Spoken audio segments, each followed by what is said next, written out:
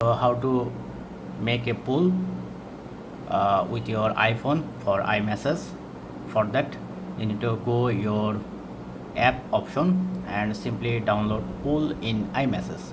So iPhone does not have default this option, so you have to use pull in iMessage. Once it's download complete, you can see your apps in this section, and now simply you need to go your message section. So I am in my message. Now simply press on new and select the sender, for example this one. Now press on plus icon and scroll all the way down, then you can see the pull option. Just press on pull, select iMessage and select pull. Then you can see get start. Press on get start. Now enter your title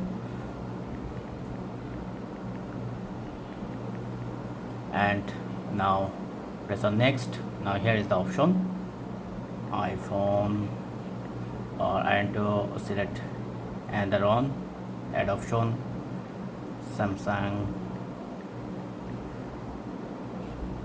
or anything you can add, one or two, and once done just press on send pull. Then if you press on send pull, then your pull message will be sent easily. That's it. Thank you. Have a good day.